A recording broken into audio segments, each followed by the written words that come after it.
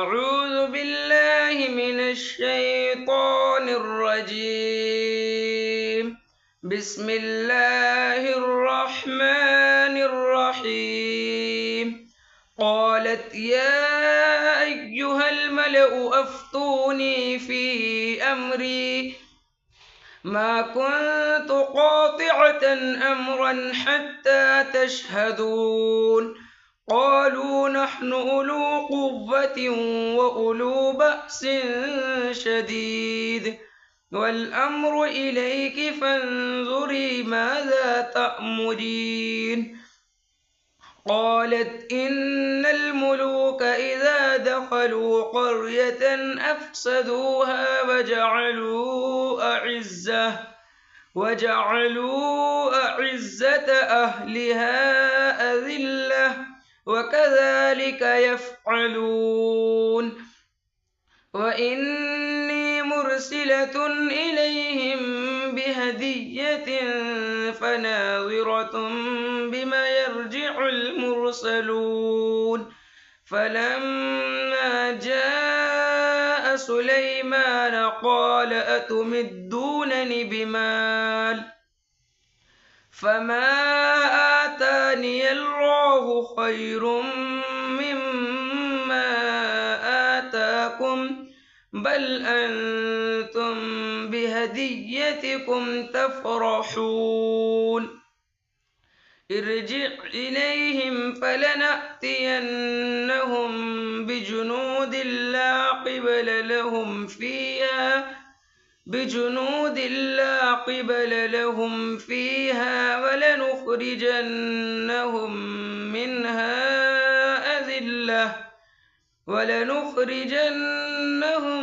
منها أذلة وهم صاغرون. قال يا أيها الملأ أيكم يأتيني بعرشها قبل أن يأتوني مسلمين. قال عفريت من الجن أنا آتيك به قبل أن تقوم من مقامك وإني عليه لقوي أمين. قال الذي عنده علم من الكتاب أنا آتيك به قبل أن يرتد إليك طرفك. فلما رآه مستقرا عنده قال هذا من فضل ربي ليبلوني أأشكر أم أكفر ومن شكر فإنما يشكر لنفسه ومن كفر فإن ربي غني كريم. قال نكروا لها عرشها ننظر أتهتدي أم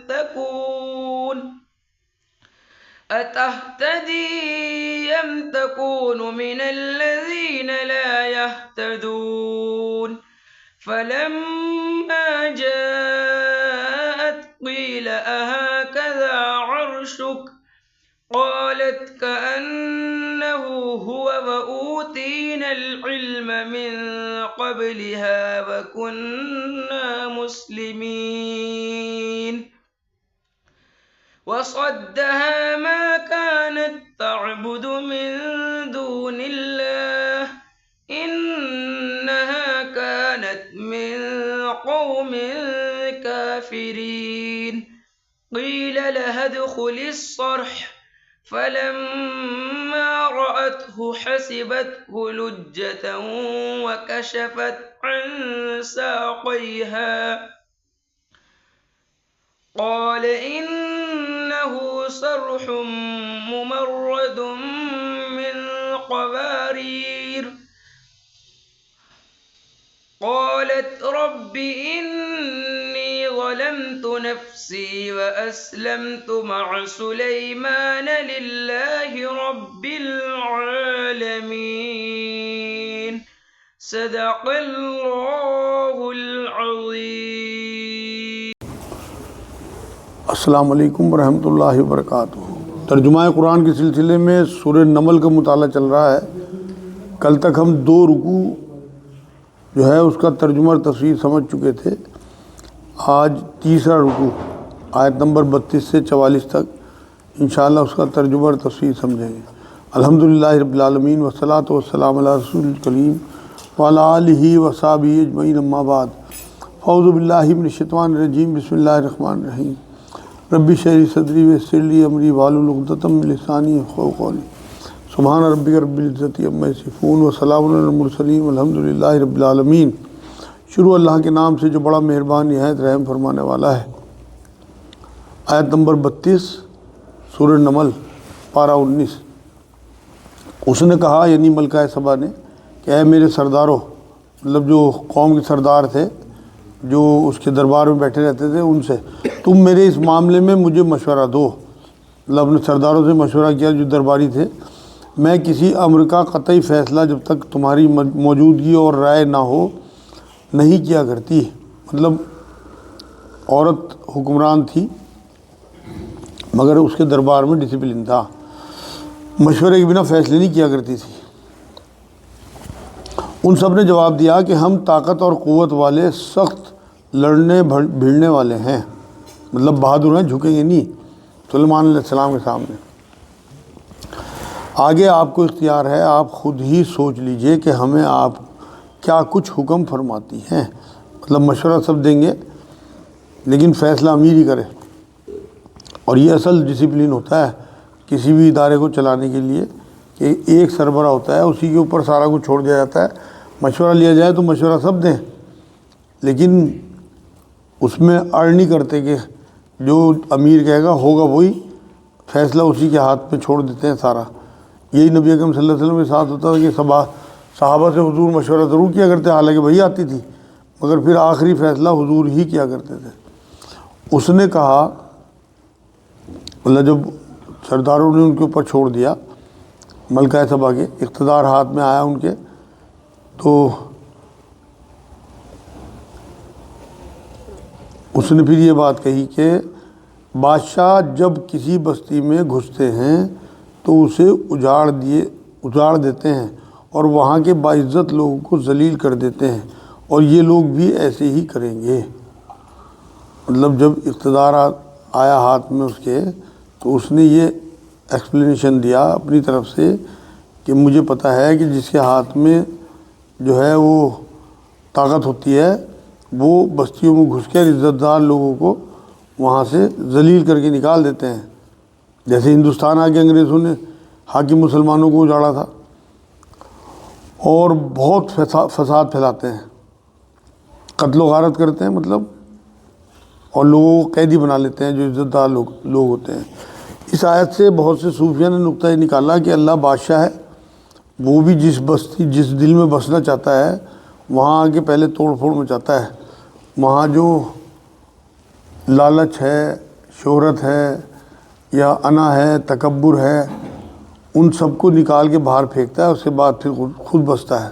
کیونکہ نبی سے جب کسی نے پوچھا کہ اللہ کہیں بستا ہے، کہ ہاں بستا ہے دل مومن میں، لیکن اللہ پاک ہے تو وہ پاک ہی کر کے دل کو، اس بستی کو اجاڑ کے پہلے ان سب دنیاوی چیزوں سے، حب مال ہو، حب دنیا ہو، حب اولاد ہو، پھر اس میں بستا ہے۔ یہاں اللہ نے کہا کہ اور یہ لوگ بھی ایسا ہی کریں گے کیونکہ ان کے پاس طاقت ہے۔ میں انہیں ایک ہدیہ بھیجنے والی ہوں، مطلب تحفہ طائف، قیمتی چیزیں چیک کرنے کے لیے کہ کیسے لوگ ہیں، پھر دیکھ لوں گی کہ قاصد کیا جواب لے کر لوٹتے ہیں۔ مطلب کہ وہ قبول کرتے ہیں، یعنی دنیا پرست بادشاہ ہے یا اللہ والا بادشاہ ہے، اس سے پتہ لگ جائے گا۔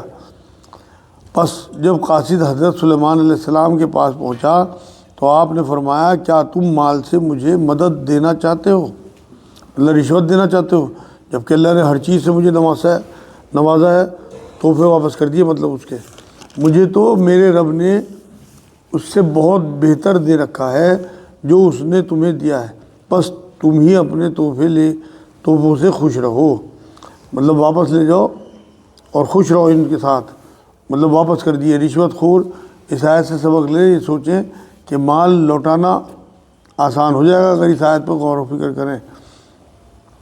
چھوڑ کر تو وہ جانا ہی ہے، مگر حرام چھوڑ کے جائیں گے تو پھر اولاد بھی ویسی آگے بنے گی۔ تو نبوت جو ہے وہ مال سے بہت بہتر ہے۔ یہی کہا سلیمان علیہ السلام نے کہ جو تمہیں اللہ نے دیا ہے مطلب دنیاوی مال، اس سے بہت بہتر چیز مجھے دے رکھی ہے۔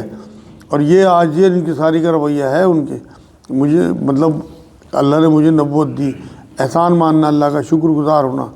جا ان کی طرف واپس لوٹ جا، ہم ان کے مقابلے پر وہ لشکر لائیں گے جن کے سامنے پڑنے کی ان میں طاقت نہیں، اور ہم انہیں ذلیل و پست کر کے وہاں سے نکال باہر کریں گے۔ مطلب یہ دھمکی بھی دی، مطلب یہ بھی اتھارٹی پیغمبر کے پاس اختیار ہو تو وہ شرک کے خاتمے کے لیے کھڑا ہو جاتا ہے۔ تو یہاں انہوں نے یہی بات کہی کہ اس سے آگے وارننگ دے دے کہ ہم آنے والے ہیں اور تمہیں تباہ و برباد کر دیں گے ہم۔ آپ نے فرمایا کہ اے سردارو، تم میں سے کوئی ہے جو ان کے مسلمان ہو کر پہنچنے سے پہلے ہی اس کا تخت مجھے لا دے۔ اب یہ اپنے سرداروں سے بات کر رہے ہیں، سلیمان علیہ السلام اپنی دربار میں بیٹھے ہوئے، کہ تم میں کوئی ایسا ہے کہ وہ جو ہے ملکہ سبا یہاں آئے اس سے پہلے اس کا جو تخت ہے اسے کوئی لا دے۔ انہیں یقین تھا کہ وہ ضرور آئے گی، اس لیے اس کا امتحان لینا چاہتے تھے۔ ایک قوی ہیکل جن کہنے لگا کہ آپ اپنی اس مجلس سے اٹھیں، اس سے پہلے میں اسے آپ کے پاس لا دیتا ہوں۔ مطلب وہ تخت جو ہے دربار کے برخاست ہونے سے پہلے لے آؤں گا۔ مطلب 1500 میل کا فاصلہ تھا جانے کا اور 1500 میل واپس آنا، مطلب 3000 میل کا فاصلہ لگ بھگ 3-4 گھنٹے میں طے کرنے کی بات اس نے کہی کہ ابھی اب آپ کا دربار جو ہے برخاست ہو کر میں وہ تخت لے آؤں گا۔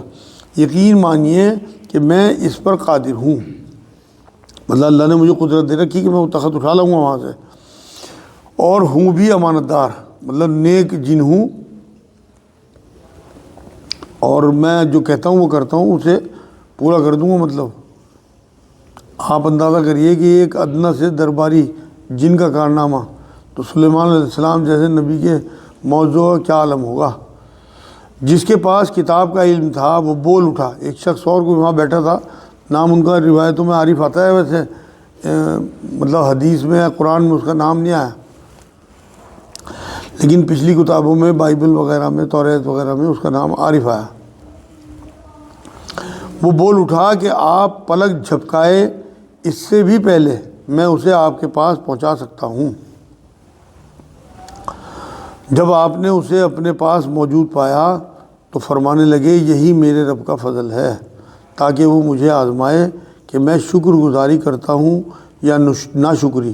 شکر گزار اپنے ہی نفع کے لیے شکر گزاری کرتا ہے، اور جو ناشکری کرے وہ میرا پروردگار بے پرواہ اور بزرگ، غنی اور کریم ہے۔ یہ سلیمان علیہ السلام نے کہا کہ جب وہ پلک جھپکتے ہی جو اللہ کا کوئی بندہ تھا جس کے پاس کتاب کا علم تھا، مطلب کون سی کتاب، کون سا علم اور کیا وہ بندہ تھا یہ کچھ نہیں پتہ، اس کا ذکر جو ہے قرآن و حدیث میں نہیں آیا، تو یہاں قرآن میں آیا تو اس کا مطلب کوئی نہ کوئی معاملہ تو ہوگا، لیکن اس کا نام وغیرہ کس طرح کا علم اس کے پاس تھا، کون سی کتاب کا علم تھا، یہ کچھ نہیں پتہ۔ تو اس نے کہا اور وہ لے بھی آیا اور انہوں نے وہاں موجود پایا، تو انہوں نے پھر شکر گزاری کی کہ میرے رب کا فضل ہے۔ مطلب کوئی بھی نیکی ہو، بڑے سے بڑا کام ہو، شکر اس کا بار بار کرنا چاہیے، شکر گزاری۔ اتنا کچھ ملنے پہ بھی عاجزی انکساری، یہ علامت ہے ایک اچھے اللہ والے کی۔ حکم دیا کہ اس کے تخت میں کچھ پھیر بدل کر دو تاکہ معلوم ہو جائے کہ یہ راہ پا لیتی ہے یا ان میں سے ہوتی ہے جو راہ نہیں پاتے۔ حضرت سلیمان علیہ السلام نے حکم دیا کہ رنگ ڈھنگ بدل دو، اس کے جو تخت تم لے کے آئے ہو اس میں کچھ تبدیلی کر دو تاکہ وہ اسے پہچان نہ سکے۔ اپنا تخت اگر وہ پہچان لیتی ہے تو پتہ لگ جائے گا کہ واقعی یہ بہت ہوشیار عورت ہے، اور نہیں پہچان پاتی تو اس کا مطلب عقل مند عورت نہیں ہے۔ مطلب تخت کی موجودگی اتنا بڑا معجزہ دیکھ کے بھی وہ ایمان لاتی ہے یا نہیں، یہ انہوں نے چاہا سلیمان علیہ السلام نے۔ اگلی آیت 42 نمبر آیت، پھر جب وہ آ گئی تو اس سے کہا، مطلب معلوم کیا، دریافت کیا گیا کہ ایسا ہی تیرا بھی تخت ہے۔ مطلب دربار میں جب پہنچی تو وہ تخت دکھا کے اسے پوچھا، اس نے جواب دیا کہ یہ گویا وہی ہے، مطلب اس نے پہچان لیا ذہین عورت تھی، اور یہ کہا کہ گویا وہی ہے، مطلب پکا نہیں کہا، نہ اقرار کیا نہ انکار کیا، گویا یہ وہی ہے، ہمیں اس سے پہلے ہی علم دیا گیا تھا اور ہم مسلمان تھے۔ مطلب آپ کے خط سے اندازہ ہو گیا تھا کہ آپ نبی ہیں، اس لیے ہم وہیں سے طے کر کے آئے تھے کہ ہم مسلمان ہو گئے اور ایمان لے آئیں گے آپ کے اوپر، ایمان کا جو معاملہ ہے وہ ہم طے کر کے آئے تھے وہیں سے۔ اس نے یہی بات کہی کہ ہمیں اس سے پہلے ہی علم دیا گیا تھا، اللہ نے ہمیں سمجھا دی تھی بات آپ کا خط دیکھ کے کہ آپ جو ہیں وہ وقت کے نبی بھی ہیں، بادشاہ بھی ہیں، زوراور بھی ہیں، اور ہم نے وہیں طے کر لیا تھا کہ ہم ایمان میں آئیں گے۔ اسے انہوں نے روک رکھا تھا جن کی وہ اللہ کے سوا پرستش کرتی رہی تھی، یقیناً وہ کافر لوگوں میں سے تھی۔ مطلب سلیمان علیہ السلام نے اسے پھر کلمہ پڑھوایا، اب تک جو وہ رکی ہوئی تھی وہ اپنے شرک کی وجہ سے رکی ہوئی تھی ان کے پاس آنے سے۔ آج کی آخری آیت، اس سے کہا گیا کہ محل میں چلی چلو، جسے دیکھ کر یہ سمجھ کر کہ یہ حوض ہے اس نے اپنی پنڈلیاں کھول دی، فرمایا یہ تو شیشے سے منڈی ہوئی عمارت ہے۔ کہنے لگی میرے پروردگار، میں نے اپنے آپ پر ظلم کیا، اب میں سلیمان کے ساتھ اللہ رب العالمین کی مطیع اور فرما بردار بنتی ہوں۔ مطلب یہ عالم تھا اس ٹائم ٹیکنالوجی کا، اس قدر زبردست فرش تھے شیشے کے وہاں پہ کہ وہ جب داخل ہوئی، بھئی انہوں نے چاہا نبوت کی جو اعجازی مظاہرے تھے وہ تو کرا دیے تھے، اب حضرت سلیمان علیہ السلام کی شان و شوکت کا نظارہ بھی کرایا جائے، تو اسی لیے اسے محل میں جانے کی بات کہی گئی۔ اور وہاں محل میں اتنا زیادہ شیشہ لگا ہوا تھا کہ وہ جیسے بھی گھسی ہے وہ سمجھی یہاں پانی ہے، تو اس نے اپنے کپڑے اوپر کر لیے، جو اس کی پنڈلی نظر آنے لگی کہ یہ حوض ہے، مطلب اس میں پانی ہے، اتنا زیادہ وہ مطلب اس شیشے کو پانی سمجھی، وہ تھا شیشے کا فرش۔ تو اس وقت کی ٹیکنالوجی کا آپ تصور کریے، ہم تو آج دیکھتے ہیں کہ چمکتے ہیں فرش، لیکن وہ تو بالکل پانی جیسا محسوس ہو رہا تھا۔ فرمایا یہ تو شیشے سے منڈی ہوئی عمارت ہے، مطلب یہ پانی نہیں ہے بلکہ شیشہ ہے جس میں عکس پڑ رہا ہے، ایسا لگ رہا ہے جیسے پانی ہو۔ مطلب اسے احساس ہوا اور اس نے کہہ دیا، اور اندر ہی اندر اس نے سوچا کہ تم تو سوچ بھی نہیں سکتی جو نعمتیں اللہ نے سلیمان کو دے رکھی، تب اسے احساس ہوا، اور اس نے پھر کہنے لگی اے میرے پروردگار، اللہ آج ہی طاری ہو گئی اس کے اوپر کہ میں نے اپنے اوپر ظلم کیا، اب تک میں جو ایمان میں نہیں آئی تھی، اور پھر آگے اعلان کر دیا ایمان کا، مطلب فرما بردار ہو گئی۔ دنیاوی شان و شوکت کا اظہار بھی اس عورت پہ جب کرایا سلیمان علیہ السلام نے، اس میں بھی حکمت تھی، تو اس کا دل پکا ہو گیا کہ یہ سچے نبی ہیں، اور وہ فرما بردار ہو گئی، ایمان لے آئی۔ اگر حکمران سچا ہو تو دعوت دے، تو دوسرے حکمران بھی شرک سے رک سکتے ہیں۔ جب حکمران رکے گا تو پوری قوم رکے گی، ظاہر سی بات ہے۔ جب ملکہ سبا ایمان میں آ گئی تو اس کی پوری قوم جو ہے وہ ایمان میں آ گئی، اور مسلمان ہونے کے بعد ملکہ سبا کا کیا ہوا، کچھ لوگ یہ کہتے ہیں کہ اس کی شادی سلیمان علیہ السلام سے ہو گیا تھا، اس کا نکاح، لیکن کچھ پکا قرآن و حدیث میں اس کا معاملہ نہیں آیا، قرآن بھی خاموش، حدیث بھی خاموش، تو اس لیے ہم بھی بہت زیادہ اٹکل بازی نہ کریں اس میں۔ یہ آج الحمدللہ آیت نمبر 44 تک چوتھا رکوع اللہ نے پورا کرا دیا۔